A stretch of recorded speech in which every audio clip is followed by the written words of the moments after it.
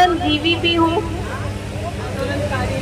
और आंदोलनकारी भी हूँ, और फोटो जीवी तो बिल्कुल नहीं हूँ, कैमरा जीवी तो बिल्कुल नहीं हूँ। क्योंकि मुझे जो काम करना होता है, मुझे जरूरी नहीं है वहाँ कैमरा हो या मीडिया हो, उसके लिए हमारे प्रधानमंत्री जी बहुत हैं। तो मैं तो एक कार्यकर्ता हूँ भीम आर्मी की, अपने बहुजन समाज की, और लड़ाई लड़ रही हूँ। आज इस दिल्ली यूनिवर्सिटी जो जातिवादी गुंडों का गढ़ बन चुका है, हम यहाँ बैठे हैं उनकी छाती पर और न्याय लेकर जाएंगे, गिरफ्तार करा कर जाएंगे। हम बाबा साहेब के वंशज हैं, फूले के वंशज हैं, और फूलन देवी, फूल सी बच्चियां ये फूलन देवी भी बन सकती हैं।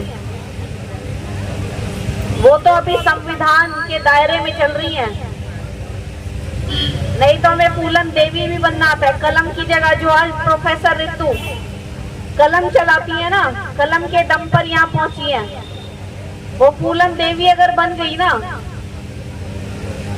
तो फिर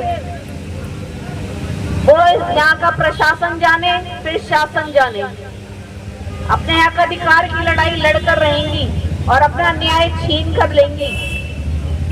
इसी के साथ मैं अपनी बातें, अपने बाबा साहेब की 22 प्रतिज्ञाएं तो उन्होंने दी थी, मैं भीम के 22 भीम संदेश लेकर आई हूँ आज।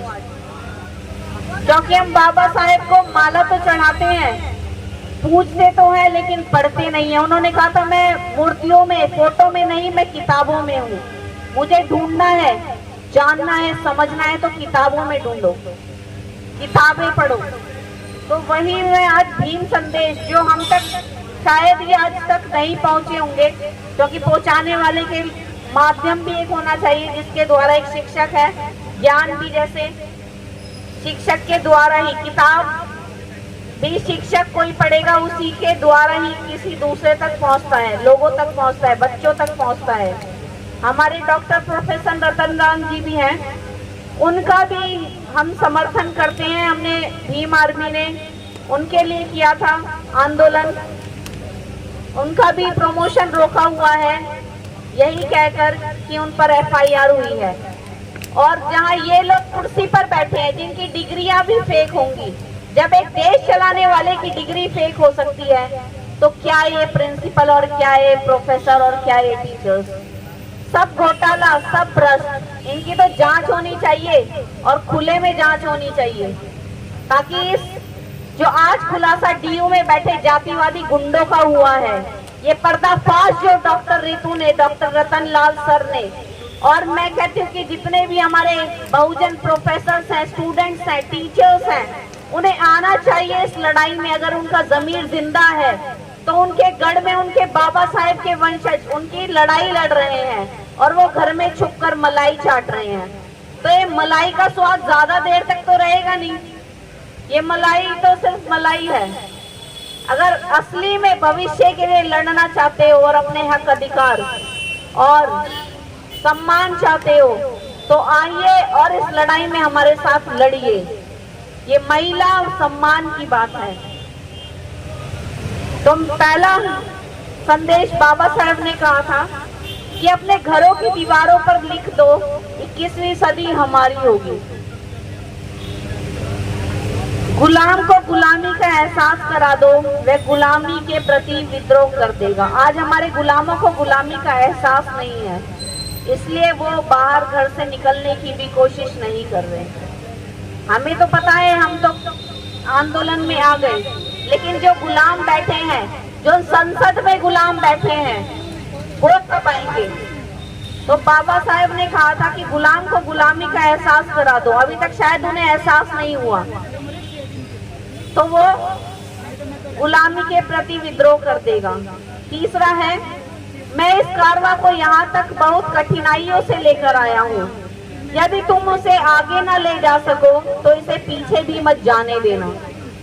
देखिए, बाबा साहेब ने कहा था कि मैं इस आंदोलन को अपने मृत्यु तक, जहाँ तक इस आंदोलन को लेकर आया हूँ, और यदि तुम इसको आगे ना ले जा सको तो मेरे युवा साथियों से, मेरे पढ़े लिखे लोगों से अनुरोध है कि अगर आगे ना ले जा सको तो कम से कम इसको पीछे मत जाने देना।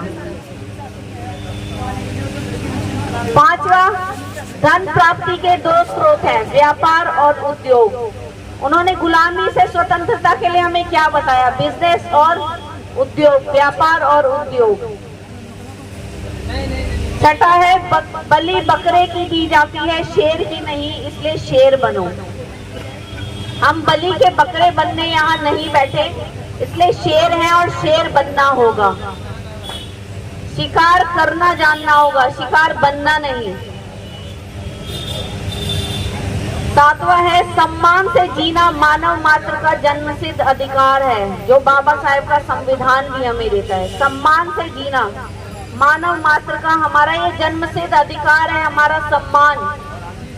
देखिए हमारा सम्मान, हम आज क्यों जातिवादी व्यवस्था में क्यों अपमान सह लेते हैं? पेशाब कांड आपने देखा, जूते से पानी पिला देना, क्या है ये चीजें? क्या हमारा सम्मान नहीं? ये जाति व्यवस्था क्यों हमें उस पैमाने में तोड़ती है? हमें बताइए। ये बाबा साहेब ने हमें कहा है, अगर मेरे बहुजन समाज जिंदा है, सुन रहा है, तो वो जान ले कि सम्मान से जीना। अभी उस घटना में क्या कहा था आप भी जानते हैं। जिस इंसान के, आदिवासी युवा के ऊपर पेशाब किया गया, उसने कहा कि उन शुक्ला जी को माफ कर दीजिए क्योंकि वो हमारे गांव के सम्मानित उच्च जातीय ब्राह्मण हैं। तो ये जाति व्यवस्था ही है, जो कानून नहीं जानता, जो संविधान नहीं जानता। गांव देहात में आज भी वही चीजें होती हैं। ये सच्चाई है, यही सच्चाई है।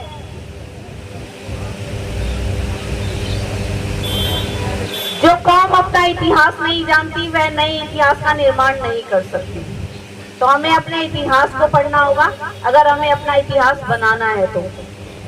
सामाजिक न्याय के बिना स्वतंत्रता अधूरी है। देखिए स्वतंत्रता, आजादी के 76 साल बाद हमारा सामाजिक न्याय नहीं है तो हमारी स्वतंत्रता अधूरी है। हम आज स्वतंत्रता के जो गुणगान गा रहे हैं, आजादी मिल गई, आजादी, झंडा फहरा रहे, झंडा फहराने से कुछ नहीं होगा। देखिए झंडा फहराने से कुछ नहीं होगा। आजादी का प्रतीक हमारा झंडा फहराने से भी, जब तक हमारा सम्मान और सामाजिक न्याय हमें नहीं मिलेगा। समाज की महिलाओं के विकास के बिना हमारा विकास संभव नहीं। महिलाओं का विकास भी जरूरी है। शिक्षा प्रत्येक व्यक्ति का जन्मसिद्ध अधिकार है, अतः सभी के लिए समान एवं अनिवार्य शिक्षा हो। बाबा साहब ने कहा था हमारा शिक्षा प्रत्येक व्यक्ति का जन्मसिद्ध अधिकार है। शिक्षा हमारा जन्मसिद्ध अधिकार है, सभी के लिए समान एवं अनिवार्य शिक्षा हो। समान शिक्षा और अनिवार्य शिक्षा, कहाँ ये सरकार दे रही है हमें समान और अनिवार्य शिक्षा? Private school, government school, private university, government university, क्या है? जहाँ जातिवाद, आज खुले में हिंदू मुसलमान हो रहा है, दलित हो रहा है, क्या ये हमारी समान शिक्षा है? अनिवार्य शिक्षा, क्या इस शिक्षा को अनिवार्य कहेंगे? 12वां है, मनुष्य तुम धर्म के लिए नहीं, धर्म तुम्हारे लिए है। मनुष्यों के लिए धर्म नहीं है, धर्म मनुष्यों के लिए है। 13वां है, मनुष्य का जीवन जन्म से नहीं कर्म से महान बनता है। जो जन्म पर आधारित जाति व्यवस्था थी, बाबा साहेब उसके बिल्कुल विरोध में थे। हमारी व्यवस्था कर्म पर आधारित होनी चाहिए, जैसे कर्म जैसी हमारी शिक्षा। उनकी गाड़ी उठा रहे थे, चलान काट रहे थे। 100 वर्ष की गुलामी से पल भर की आजादी का जीवन श्रेष्ठ है। 100 वर्ष की गुलामी से अच्छा है कि हम पल भर की आजादी का जीवन श्रेष्ठ है। अधिकार कोई आकर भेंट नहीं करता, उसके लिए लड़ना पड़ता है। देखिए अधिकारों की आज जो लड़ाई है हमारी, यहाँ हम अपने अधिकार की, न्याय की लड़ाई लड़ रहे हैं और ये कोई हमें आकर नहीं देगा, उसके लिए लड़ना पड़ता है और लड़ेंगे और जीतेंगे। जुर्म करने वाले से अधिक जुर्म सहने वाला गुनहगार होता है। आज जो प्रोफेसर ऋतु, डॉक्टर रतन लाल जी, हमारे अनिल जो हमारा स्टूडेंट था, अनिल कुमार, ये जो सारे इन्होंने जुल्म, प्रोफेसर रितु हैं, डॉक्टर रतन लाल हैं, इन्होंने जुल्म सहा नहीं। क्योंकि देखिए बाबा साहब को ये तो पढ़ाने वाले हैं, पढ़ने वाले तो हम लोग हैं। जुल्म सहने से ज्यादा गुनहगार कौन होता है?